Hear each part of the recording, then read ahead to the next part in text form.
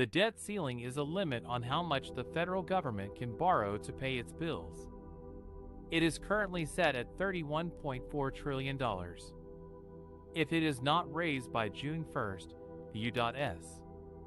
could default on its debt for the first time in history. This would have potentially catastrophic consequences for the economy and the global financial system. Why is the debt ceiling so important? Because borrowing money helps the federal government pay for expenses passed in its budgets, such as Social Security, Medicare, and military salaries. Without raising the debt ceiling, the government would run out of funds and be unable to meet its obligations.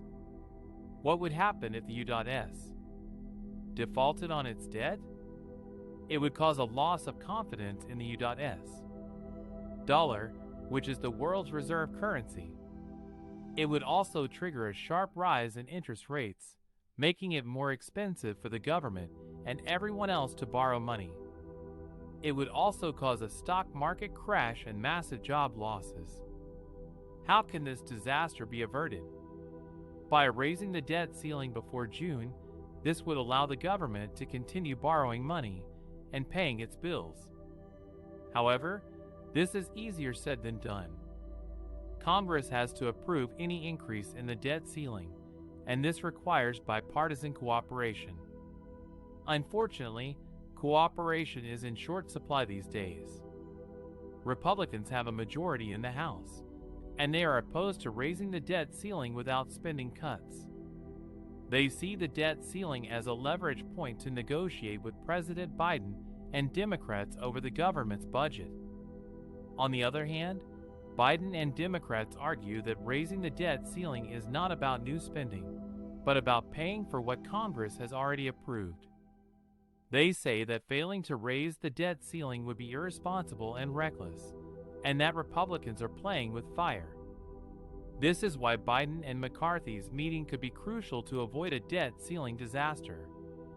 They need to find a way to compromise and reach an agreement that can pass both chambers of Congress and be signed by the president.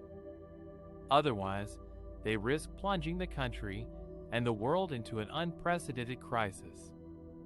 President Biden and House Speaker Kevin McCarthy have been holding talks to reach a deal on raising the debt ceiling, but they have faced major disagreements over spending levels, tax adjustments, and other issues. The debt ceiling is the legal limit on how much the federal government can borrow to pay its bills.